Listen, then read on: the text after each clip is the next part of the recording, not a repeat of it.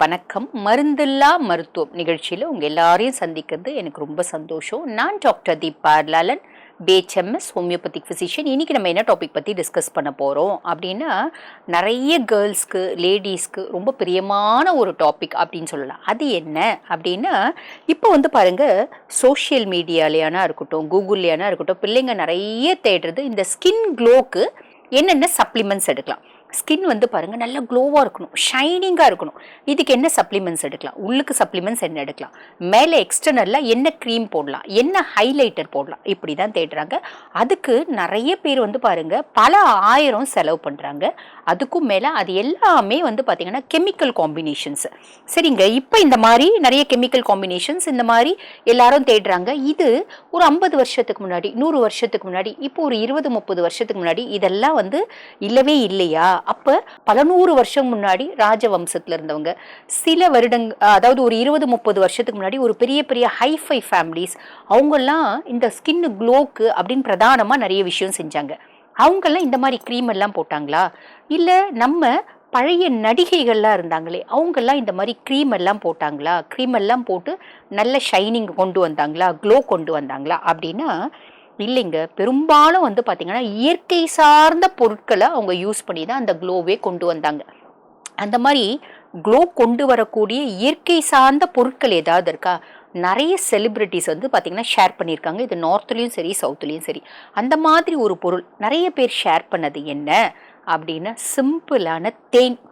இந்த தேன் பாருங்க, நம்ம ஸ்கின்ல இருக்க மாய்ஸ்சரை அப்படியே லாக் பண்ணி வைக்கும். தேனை ரெகுலரா யூஸ் பண்ணவங்களுக்கு தெரியும். அதுல தேனை ரெகுலரா யூஸ் பண்ணும்போது அந்த ஸ்கின்னுக்கு ஷார்ப்பா ஒரு க்ளோ கிடைக்கும் அப்படின்றது. பட் பியாண்ட் தட் யூஸ் பண்ணாதவங்களுக்கு நான் சொல்றேன். பண்ணவங்களுக்கு தெரிஞ்சிச்சுங்க, எனக்கு ஸ்கின் க்ளோ அது வரும் தெரியும், ஆனால் எனக்கு டைம் இல்லை அதனால விட்டுட்டேன் அப்படின்னாலும் திருப்பி அதை ஸ்டார்ட் பண்ணுங்க. ஓகே, இப்போ நிறைய பேர் பாருங்க, இப்போ இந்த தேன் போட்டால் நான் எனக்கு 50 வயசு ஆகுது, நான் 20 வயசாக மாறிடுவேன். நான் நாட் லைக் தட். உங்களுக்கு 50 வயசு, ஆனால் ஸ்கின் நல்ல ஆரோக்கியமாக இருக்கும். எப்பயுமேங்க அந்தந்த வயதுக்கான மாற்றங்கள் அப்படின்றது நம்ம உடம்புல தெரியதான் செய்யும், நம்ம முகத்தில் தெரியதான் செய்யும், நம்ம தோலில் தெரியதான் செய்யும். ஒரு சிலருக்கு பாருங்க வயசு 30 தான் ஆகும், 50 வயசு மாதிரி தெரிவாங்க. அந்த மாதிரி தெரியாம அதிகப்படியான முதிர்ச்சி அப்படின்றது நம்ம மாற்றிக்க முடியும். ஓரளவுக்கு நம்ம பாருங்க ஸ்கின் அழகாக மெயின்டைன் பண்ண முடியும். எதனால? சிம்பிளாக தேன்னால. இந்த தேனை என்னங்க வெறும்னே போட்டுக்கலாமா? தாராளமாக வெறும்னே போட்டுக்கலாம்.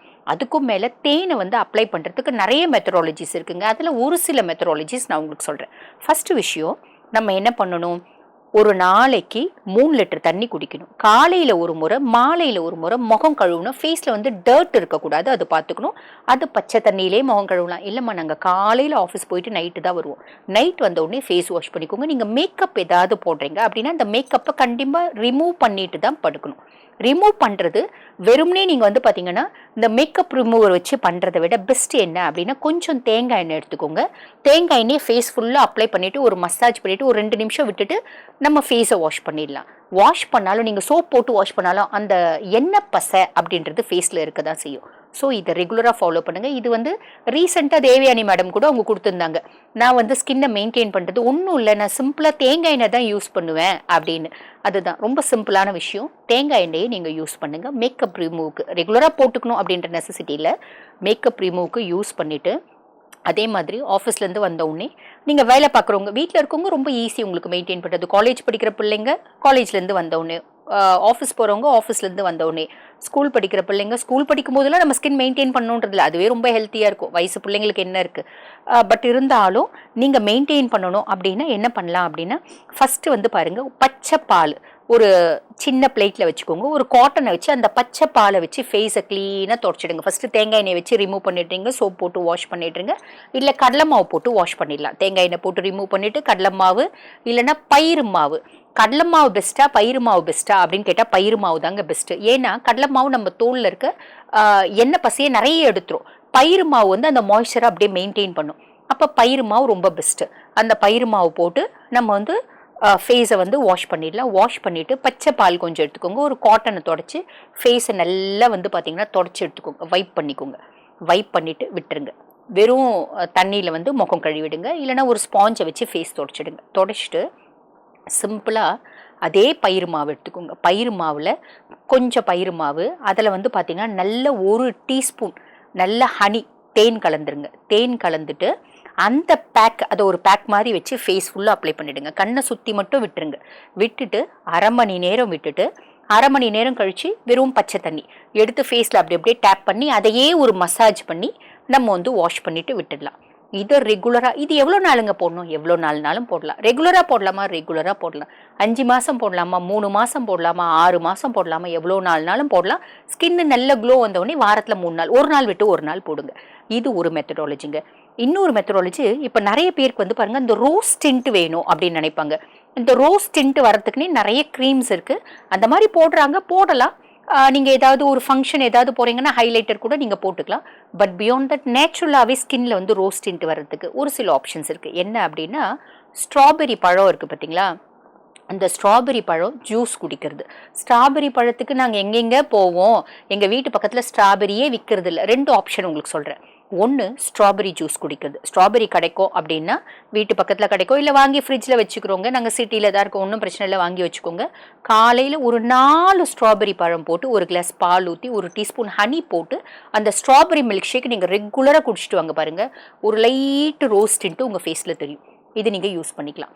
2வது, இது எங்களுக்கு ஸ்ட்ராபெரி கிடைக்கல அப்படின்னா பன்னீர் ரோஸ் அப்படின்றது இருக்குது பார்த்தீங்களா, இந்த நாட்டு ரோஸ், பன்னீர் ரோஸ் அப்படின்னு சொல்லுவாங்க. குட்டி குட்டி ரோஜா பூ நல்ல வாசனையாக இருக்கும். இதெல்லாம் வந்து கிடைக்கும்.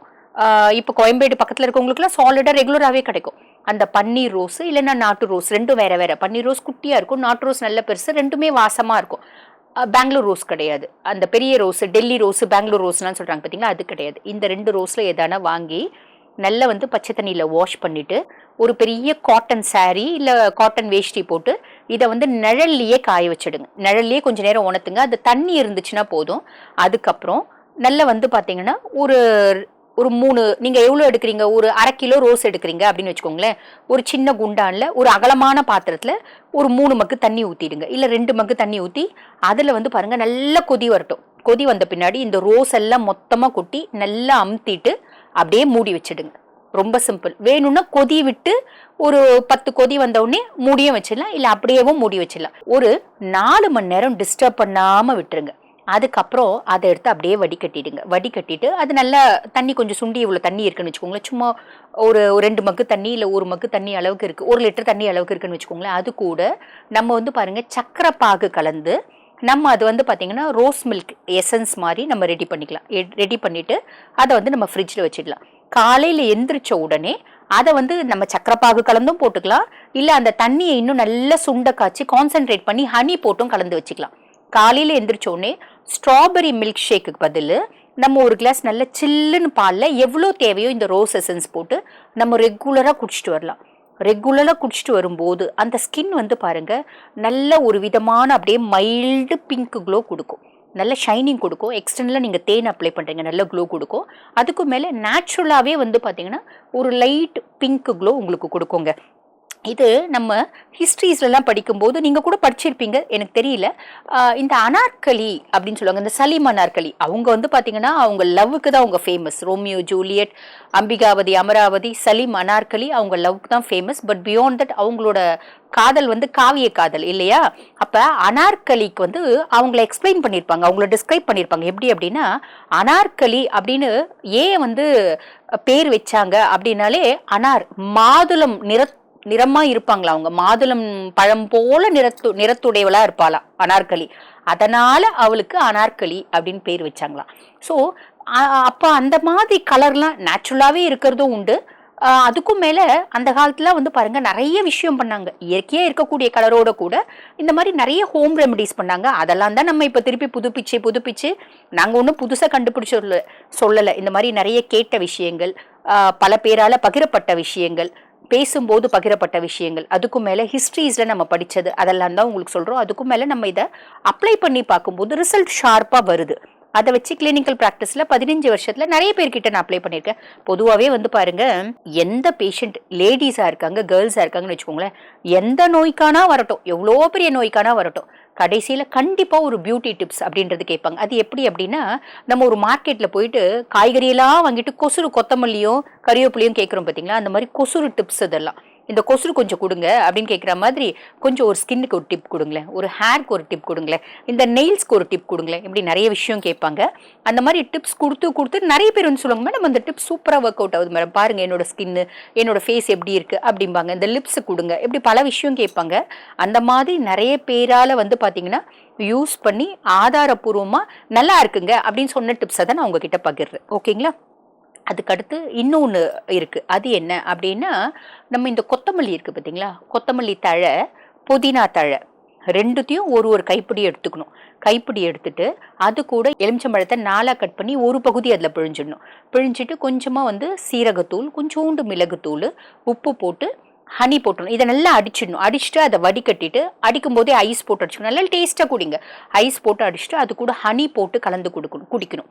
இதை ரெகுலராக குடிச்சிட்டு வரும்போதும் அது என்ன பண்ணுதுங்க, ரொம்ப சிம்பிளுங்க, உடம்பு பாடியை டீடாக்சிஃபை பண்ணுது, உடம்புல இருக்க கழிவுகளை வெளியேற்றுது.